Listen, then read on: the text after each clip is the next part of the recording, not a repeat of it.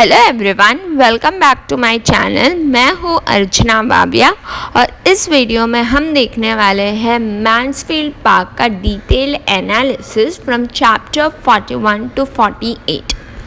So in case अगर आपको नहीं पता, मैं ऑलरेडी मैन्सफील्ड पार्क पर 4 वीडियोस बना चुकी हूँ। वीडियो 1 में आप देखो कि मैन्सफील्ड पार्क का चैप्टर 1 to 10। वीडियो 2 में आप देखोगे मैन्सफील्ड पार्क के चैप्टर 2 to लेकर 22 तक। फिर वीडियो 3 में मैं कवर करूँगी मैन्सफील्ड पार्क के चैप्टर 21 to 30 और वीडियो 4 में है चैप्टर 31 to 35। देन वीडियो 5 में है चैप्टर 36 to 40। इन केस अगर आपने ये वीडियोस नहीं देखे तो कोई डरने की बात नहीं, डिस्क्रिप्शन में जाइए, आपको 5 ही वीडियोस के लिंक मिल जाएंगे। मैं आपको सजेस्ट करूँगी अगर आपको डीप एनालिसिस करनी है ऑफ मैन्सफील्ड पार्क तो ये 5 वीडियो प्लस ये 6th video that covers chapter 41 to 48, ठीक है। ये लास्ट फाइनल हमारा वीडियो होगा। सो ये कंप्लीट सीरीज़ देखिए, आपको मैन्सफील्ड पार्क की बहुत अच्छी अंडरस्टैंडिंग हो जाएगी। सो इन शॉर्ट, पिछले वीडियोस में हमने देखा चैप्टर 1 से चैप्टर 40 तक को डिटेल में देखा। अगर आपने वो वीडियोस मिस कर दिए हैं तो उनका लिंक डिस्क्रिप्शन में है। अब नए चैप्टर्स में हम देखेंगे फैनी प्राइस नए चैलेंजेस का सामना करती है। मैन्सफील्ड पार्क में सब कुछ और भी इंटरेस्टिंग हो रहा है नए रिश्ते और डेवलपमेंट्स के साथ। तो चलिए इन चैप्टर्स को मिलकर एक्सप्लोर करते हैं और देखते हैं कि स्टोरी आगे कैसे बढ़ रही है। अब चैप्टर 41 ओपन होता है पोर्ट्समाउथ में। अब मैं आपको बता दूं, फैनी मैन्सफील्ड पार्क में नहीं, पोर्ट्समाउथ में है और यहाँ पर वो एडमिन का इंतज़ार कर रही है, मतलब एडमिन के लेटर का इंतज़ार कर रही है। एडमिन को ऑलमोस्ट 1 हफ्ता हो गया है लंदन में रहने के बाद। फैनी को अभी तक उसका लेटर मिला नहीं, पर एक दिन फैनी घर पर एक अचानक मेहमान आ जाता है। आई एम श्योर आपने गेस कर लिया होगा कि फैनी के घर पर कौन मेहमान होता है। नहीं दोस्तों, it is not admin, it is Henry Crawford. जितने ज़्यादा रीडर्स आश्चर्यचकित है हेनरी क्रॉफर्ड की एंट्री से, उतनी ही आश्चर्यचकित फैनी भी है, क्योंकि हेनरी क्रॉफर्ड अचानक से ही फैनी से मिलने पोर्ट्समाउथ तक आ जाता है। अब यहाँ पर हेनरी एक जेंटलमैन की तरफ फैनी की मॉम से मिलता है और उसके बाद हेनरी फैनी और उसकी बहन सुसैन को कहता है कि चलो बाहर टहलने जाते हैं, मतलब वॉक करने जाते हैं, और फैनी भी मान जाती है। अब जब इन लोग टहलने निकलते हैं तो अचानक से फैनी, हेनरी और सुसैन के सामने आ जाते हैं फैनी के पिता, दैट इज़ मिस्टर प्राइस। सो अब जब फैनी मिस्टर प्राइस को देख रही है तो उसे थोड़ी कहीं ना कहीं शर्मिंदगी महसूस हो रही है, क्योंकि मिस्टर प्राइस एक ड्रंकर्ड है और हेनरी क्रॉफर्ड एक बहुत ही अच्छी फैमिली से बिलोंग करते हैं। सो यहाँ पर फैनी काफ़ी ज़्यादा शर्मिंदगी महसूस करती है, लेकिन बाय सरप्राइज मिस्टर प्राइस और हेनरी के बीच में अच्छी दोस्ती बन जाती है।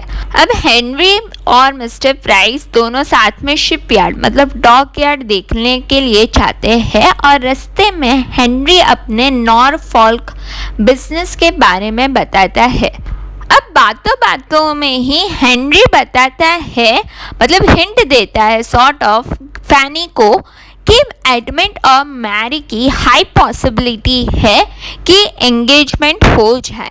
सो ये बात सुनकर फैनी का मूड बिगड़ जाता है। हेनरी फैनी से ये भी कहता है कि वो सिर्फ उससे मिलने के लिए पोर्ट्समाउथ आया है, जिससे फैनी खुश नहीं होती, लेकिन फिर भी फैनी को हैरानी होती है कि उन्हें हेनरी के साथ समय बिताने का इस बार मज़ा आया। टहलने के बाद मिस्टर प्राइस हेनरी को रात के खाने के लिए, मतलब डिनर के लिए इनवाइट करते हैं, पर हेनरी क्रॉफर्ड पोलाइटली मना कर देते हैं और इसी के साथ एंड हो जाता है चैप्टर 41। सो अब यहाँ पर कुछ इम्पॉर्टेंट थीम्स हम डिस्कस कर लेते हैं इन चैप्टर 41। सो यहाँ पर मेन थीम है of money and marriage and second theme है of letter and character. So जो लेटर एंड कैरेक्टर ये थीम है वो एम्फसाइज करता है significance of written communication. Written communication के थ्रू कैरेक्टर्स के ट्रू इंटेंशंस इमोशंस पता चलते हैं। चैप्टर 42 में अगले दिन की शुरुआत होती है और ये शुरुआत होती है इन पोर्ट्समouth और संडे का दिन होता है। अब इस समय पर हम देखते हैं कि हेनरी आया हुआ है और हेनरी और फैनी प्राइस की पूरी फैमिली रेडी हुई है क्योंकि उन लोग सब चर्च जाने का प्लान कर रहे हैं। सो इस समय पर हम देखते हैं कि नरेटिव बताती है कि फैनी प्राइस की जो पूरी फैमिली है वो बेहतरीन कपड़ों में बहुत ज़्यादा प्रेजेंटेबल दिख रही है। अच्छा, ये बात नोट कर लीजिए कि जो चर्च में इन लोग जाने वाले होते हैं दैट इज़ गैरीसन चैपल। मौसम बहुत अच्छा होता है सो फैनी और हेनरी वॉक लेने का सोचते हैं। वॉक के दौरान हेनरी और फैनी की बात करते हैं और हेनरी पूछता है फैनी को कि क्या प्लान है। वो पोर्ट्समouth आए हुए उसे 1 महीना हो चुका है और आगे उसका क्या प्लान है। सो फैनी कहती है कि उसे आए हुए 4 हफ्ते हो चुके हैं और उसका प्लान है कि वो और 1 महीना यहाँ पर रुकना चाहती है। तब ये बात पर हेनरी फैनी से कहता है कि उसे पता है कि मैन्सफील्ड पार्क के लोग मतलब जो भी एडमंड बर्ट्रम, थॉमस बर्ट्रम, वो सारे ही कभी कभी उसे निगलेक्ट करते हैं, उसका ध्यान नहीं रखते। हेनरी वादा करता है कि अगर फैनी को 2nd मंथ के एंड में या उससे पहले भी वापस मैनफील्ड जाना हो तो वो खुशी खुशी उसकी मदद करेगा, सिर्फ उसे एक हिंट देने की ज़रूरत है। और हेनरी ये भी सुझाव देता है कि सुजैन भी ज्वाइन कर सकती है उन लोगों को। अब प्लीज़ नोट कर लीजिए चैप्टर 42 में बहुत ही इम्पॉर्टेंट कोट आता है एंड ये कोट को नोट कर लेना। ये one of the best lines है बाय जेन ऑस्टिन। ठीक है, तो यहाँ पर क्या होता है जब ये दोनों बातें कर रहे होते हैं, कौन, हेनरी क्रॉफर्ड और फैनी प्राइस।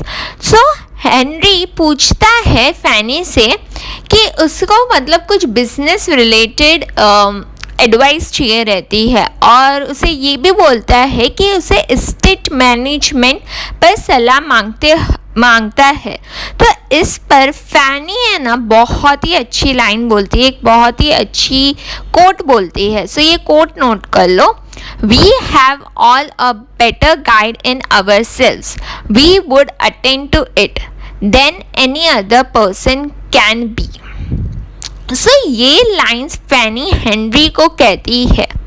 अब ये लाइंस के थ्रू फैनी ये कहना चाहती है हेनरी को कि अपने डिसीजंस के लिए अपने दिल की बात सुननी चाहिए जो किसी और की सलाह से बेहतर होती है। सो प्लीज़ ये बात नोट कर लीजिए। अगर इन केस अगर मैन्सफील्ड पार्क पर अगर आप 20 मार्क का क्वेश्चन आंसर लिख रहे हो तो ये लाइन बिल्कुल इंक्लूड करना। ये कोट है, we have all a better guide in our self, we would attend to it than any other person can be. Henry के लिए एक तरह से कह सकते हो डांट जैसा है। वॉक खत्म होने पर हेनरी फैनी से अलविदा लेता है और वो पूछता है कि क्या फैनी को लंदन से कुछ चाहिए और फैनी कहती है कि उसके वेल विशेस मैरी को दे और उसके कजिन एडमंड को कहे कि जल्द ही लेटर लिखे। और इसी के साथ हेनरी फैनी को बाय कर चला जाता है।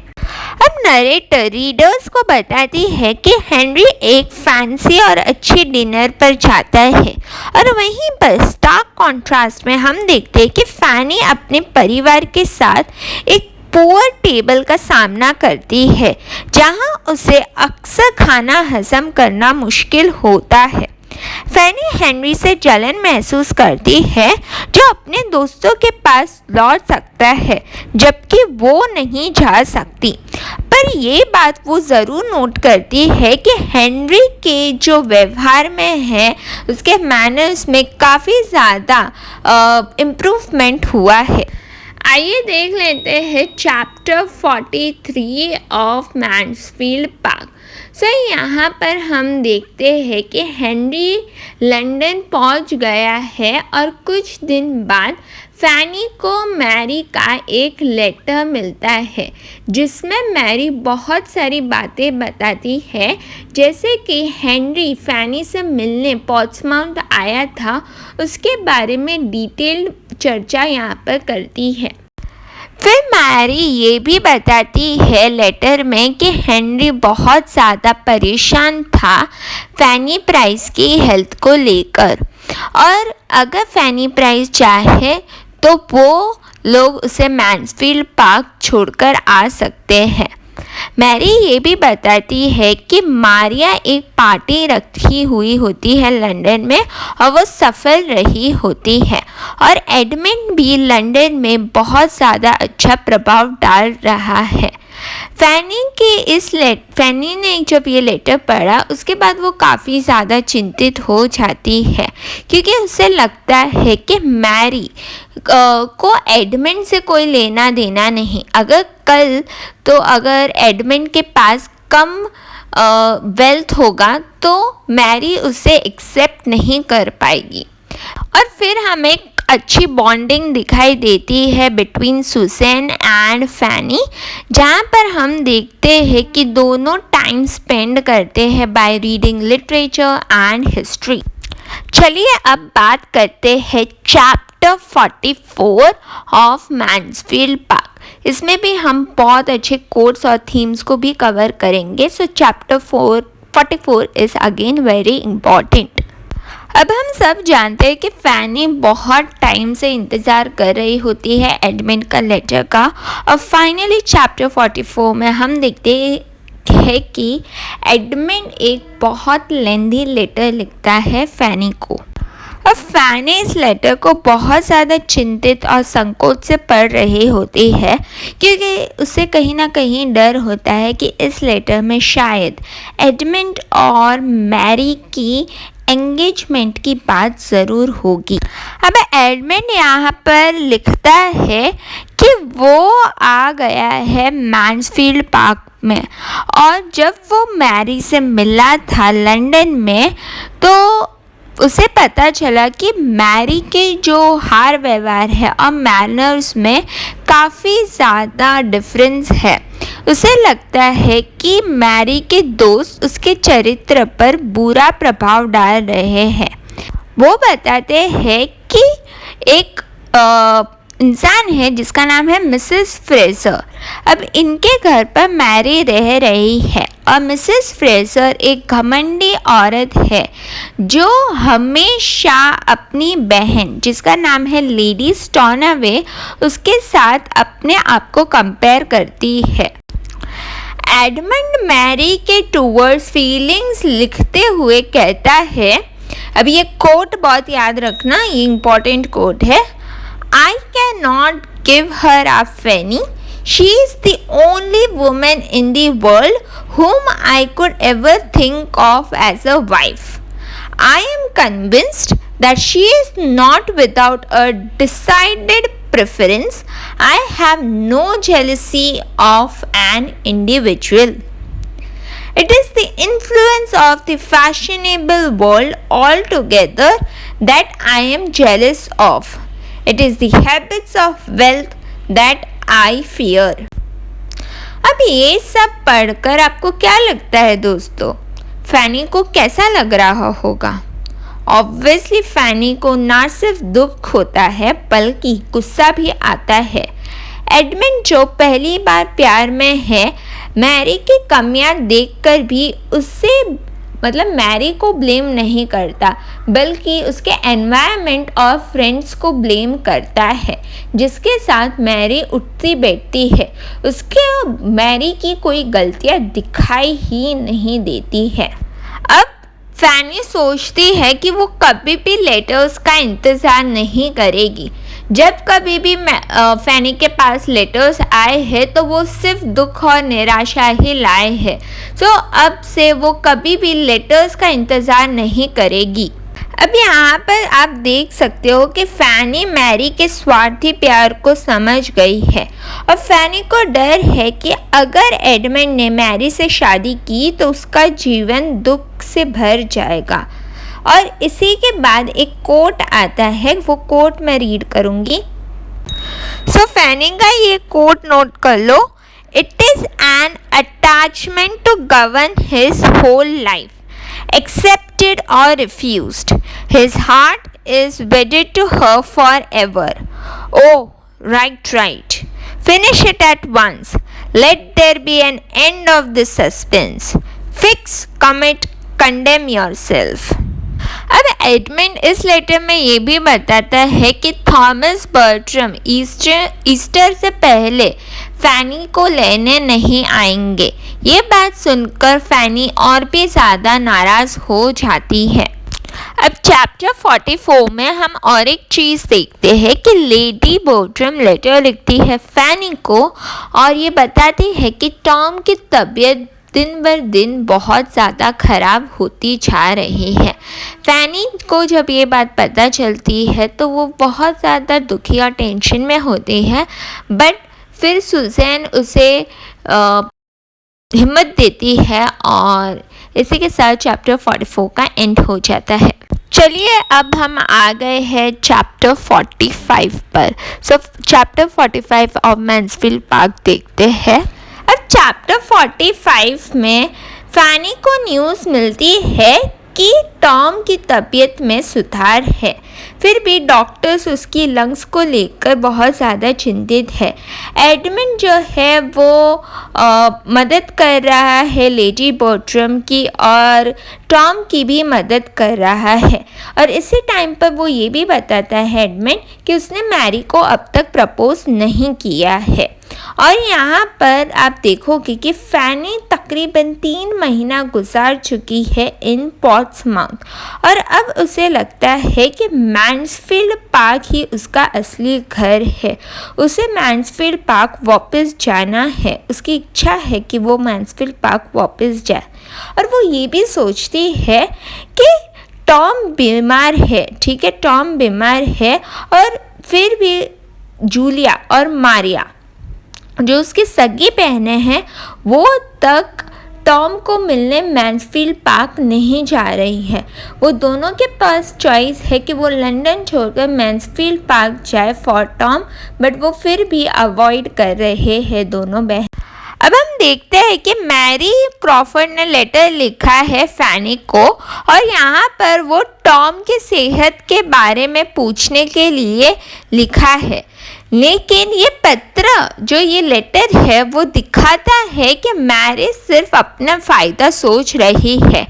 मैरी कहती है इस लेटर में कि अगर टॉम मर जाए तो एडमंड और मैरी की जब शादी होगी तो सारा फ़ायदा उन दोनों को मिलेगा, सारी ही प्रॉपर्टी जायदाद उन दोनों को मिल जाती है।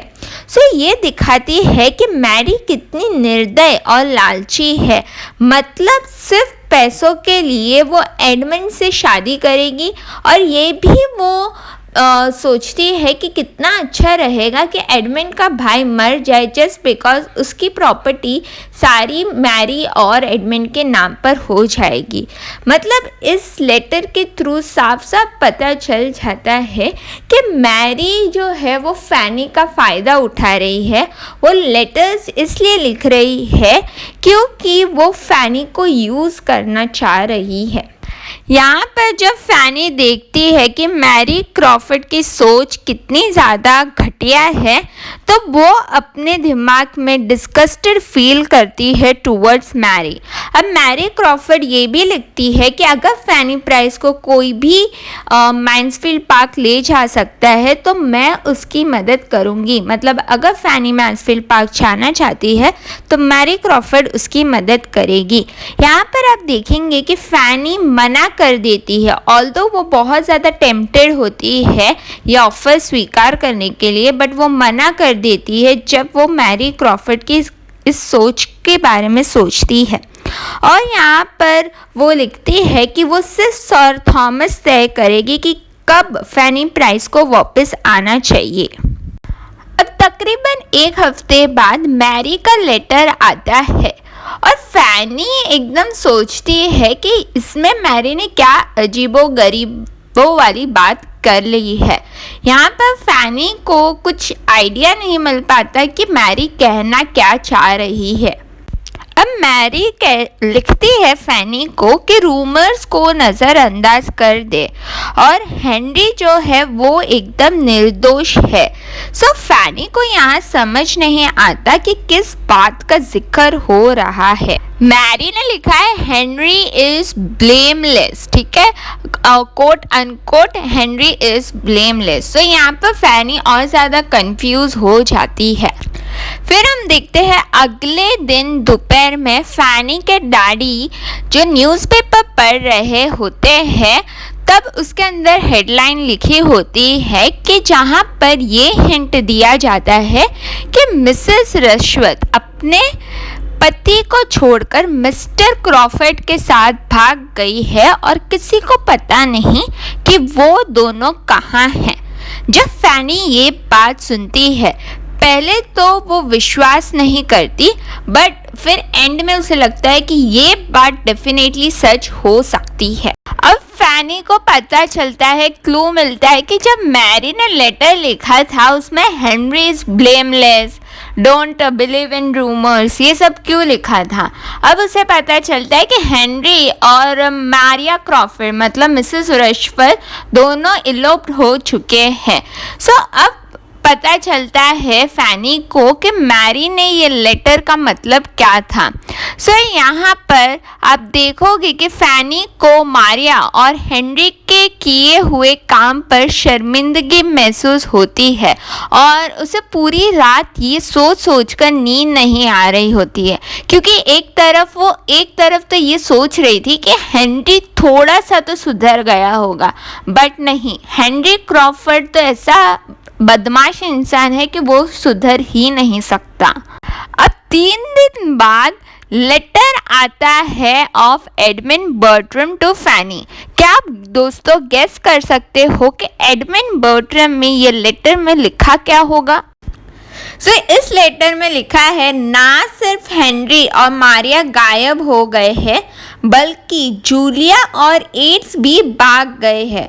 मतलब एक बहन तो शादी करने के बाद अफेयर चला रही थी और वो भाग गई, और दूसरी बहन भी भाग गई दूसरे इंसान के साथ। मतलब गजब है, दोनों ही बहनें भाग गई है। और फिर एडमिन लिखता है कि यहाँ पर सर थॉमस ने परमिशन दे दी है सुजैन और फैनी को फिर से मैंसफील्ड ले आया जाए। और फैनी को कुछ देर के लिए खुशी हो जाती है क्योंकि वो पोर्ट्समाउथ छोड़कर अब मैंसफील्ड पार्क फाइनली जा सकती है। अब नेक्स्ट मॉर्निंग में हम देखते हैं कि एडमिन आ जाता है पोर्ट्समाउथ में फैनी को लेने। फैनी को गले लगाकर कहता है quote unquote my Fanny, my only sister, my only comfort now. ये कोट प्लीज़ नोट कर दीजिएगा, my Fanny, my only sister, my only comfort now. अब फैनी प्राइस और सुजैन प्राइस दोनों ही अपने फैमिली को अलविदा कर कर कैरेज में बैठ जाती है। अब यहाँ पर हम देखते हैं कि एडमिन नोटिस करता है कि फैनी का मूड कुछ ठीक नहीं है, उसके रंग उतर गया है। तो एडमिन को लगता है कि शायद फैनी जो हेनरी को इतना पसंद कर रही थी, सो जब उसे पता चला कि हेनरी भाग गया है मारिया के साथ, तो उस बात पर फैनी दुखी है। सो यहाँ पर फैनी उसे करेक्ट नहीं करती क्योंकि वो नहीं बताना चाहती कि उसका रंग हेनरी की वजह से नहीं उतरा, बल्कि उसे मैन्सफील्ड पार्क से पोर्ट्समाउथ भेज दिया गया, उसके वजह से उसका रंग उतर गया है, उसका मूड बिगड़ा हुआ है। जब फैनी फाइनली मैन्सफील्ड पार्क पहुँच जाती है तो फैनी को बहुत ज़्यादा आनंद आ जाता है और यहाँ पर हम देखते हैं कि लेडी बर्ट्रम उसका वेलकम करती है और कहती है quote unquote, dear Fanny, now I shall be comfortable. So please note कर लीजिएगा ये कोट को, dear Fanny, now I shall be comfortable. ये लाइन बोली गई है by Lady Bertram in chapter 46 और इसी के साथ एंड हो जाता है हमारा chapter 46 of Mansfield park. Chapter 47 में हम देखते हैं कि बर्ट्रम परिवार के सभी सदस्य दुखी है, लेकिन सबसे अधिक दुखी है मिसेस नॉरिस, क्योंकि अब मिसेस नॉरिस की सबसे फेवरेट भतीजी थी मारिया बर्ट्रम और जूलिया बर्ट्रम, और मारिया ने इतना बड़ा स्कैंडल खड़ा कर दिया है तो मिसेस नॉरिस ऑब्वियसली बहुत ज़्यादा दुखी होती है। सब मिसेस नॉरिस को लगता है कि अगर फैनी ने हेनरी से शादी कर ली होती तो ये सब कारनामे से मारिया बच जाती और फैनी पर इसका आरोप लगा देती है कि जो भी कंट्रोवर्सी हुई है बर्ट्रम फैमिली की, वो हुई है because of Fanny. Lady Bertram Fanny को बताती है कि मारिया और हेनरी के बीच में बहुत टाइम से फ्लर्टेशन हुआ और फिर मारिया हेनरी के साथ भागकर चली गई। उसने ये तक नहीं सोचा कि सोसाइटी में उसकी इमेज का क्या होगा। अब लेडी बर्ट्रम बताती है कि उन्हें एक लेटर मिला था through a common friend named mister Harding. ये मिस्टर हार्डिंग लंदन के हैं और मिस्टर हार्डिंग ने ये मारिया के बारे में सारी चीज़ें बताते हुए थॉमस बर्ट्रम को लेटर लिखा था। सर थॉमस एंड एडमंड दोनों ही लंदन गए थे मारिया को ढूंढने के लिए, पर वो असफल हो गए और वहाँ पर जो मारिया की एक सर्वेंट थी, रिश्वत के वहाँ पर एक सर्वेंट थी, वो काफ़ी नाराज़ थी रिश्वत से, तो उसने एक्सपोज कर दी ये स्टोरी पब्लिक को और वैसे ही ये स्कैंडल के बारे में सबको पता चल गया। फिर वो बताती है कि सर थॉमस मारिया के इस कांड से बहुत ज़्यादा चिंतित है और फिर जूलिया भी घर से भाग गई है विद मिस्टर एड से। सो अब सर थॉमस काफ़ी ज़्यादा परेशान रहते हैं। एडमंड कई दिनों तक फैनी से अवॉइड करता है बात करने के लिए, पर एक दिन अचानक से रेनी डे होता है, संडे का दिन होता है और इवनिंग होती है। मतलब कितना रोमांटिक सीन है, संडे है, रेनी डे है और इवनिंग भी है और ये दोनों मिलकर डिस्कस करते हैं। सो यहाँ पर एडमंड बताता है फैनी को कि जब वो लंदन गया था तब उसकी मुलाकात मैरी से हुई थी और फिर आप गेस कर सकते हो कि क्या हुआ होगा। Do let me know in the comment section. So Edmund Fanny को बताता है कि जब वो मैरी से मिलने गया तो एडमंड ने सोचा था कि मैरी को अपने भाई के गलत काम के कारण शर्मिंदा होगी और दुखी होगी, पर यहाँ पर तो सीन कुछ उल्टा ही था। उल्टा चोर कोतवाल को डांटे। मैरी तो सारा ब्लेम फैनी पे डाल दिया और कहा कि अगर फैनी ने हेनरी का प्रपोजल एक्सेप्ट कर लिया होता तो ये सब देखना ना पड़ता और हेनरी सुधर जाता, पर फैनी ने उसका प्रपोजल मना कर दिया। उसकी वजह से हेनरी बर्बाद हो गया और ये सारी स्कैंडल खड़ा हो गया। सो यहाँ पर एडमंड एक कोट बोलता है, ये कोट प्लीज़ नोट कर लो। सो कोट कुछ इस तरीके से है, to hear the women whom no harsher name than folly given, so voluntarily, so freely, so coolly to canvas it, no reluctance, no horror, no feminine, shall I say, no modest low things. This is what the world does. ये line admins बोलता है और मैं आपको समझा चुकी हूँ कि ये लाइन्स एडमिन्स तब बोलता है जब वो मैरी के साथ अपनी आखिरी मुलाकात के बारे में फैनी को बता रहा होता है। एडमिन को ये देखकर हैरानी होती है और निराशा भी होती है कि मैरी हेनरी और मारिया के गलत काम को सिर्फ एक बेवकूफ़ी का नाम देती है और उससे कोई शर्मिंदगी नहीं है या दुख नहीं है। ये सब सुनने के बाद एडमंड इतना ज़्यादा डिस्गस्टेड हो जाता है कि एडमंड मैरी से कहता है कि उसकी जितनी भी रोमांटिक फीलिंग्स थी टूवर्ड्स मैरी वो सारी ही ख़त्म हो चुकी है और मैरी उसे रोकने की कोशिश करती है, लेकिन एडमंड वहाँ से चला जाता है। फैनी और एडमंड कुछ और देर बात करते हैं और उसके बाद हम देखते हैं कि लेडी बर्ट्रम उन्हें इंटरप्ट करती है उनके कॉन्वर्सेशन में।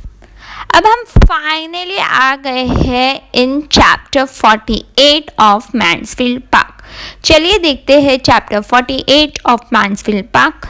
अब final chapter of Mansfield park में हम देखते हैं कि नरेटर डायरेक्ट एड्रेस करती है इन फर्स्ट पर्सन और बताती है कि सारे कैरेक्टर्स के फेट किस प्रकार होते हैं।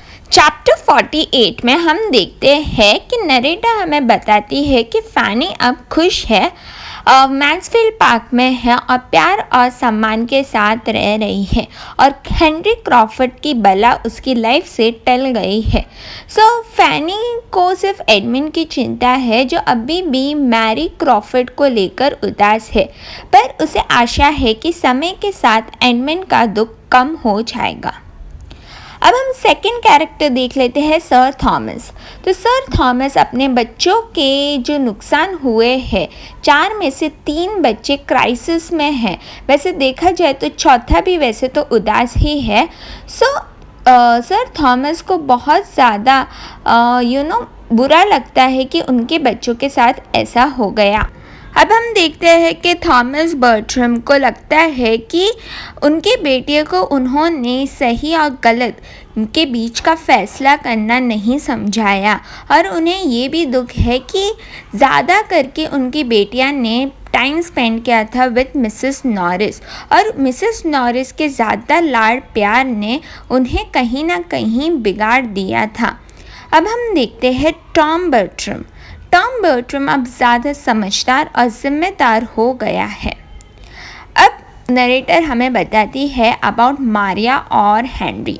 मारिया और हेनरी के साथ रहने का निर्णय लेती है, शादी की आशा रखती है, पर हेनरी उसे दोष देता है कि उसकी वजह से उसका और फैनी का रिश्ता ख़त्म हो गया है। उनके बीच नफ़रत बढ़ जाती है और वो मारिया रिश्वत से ले लेती है डिवोर्स।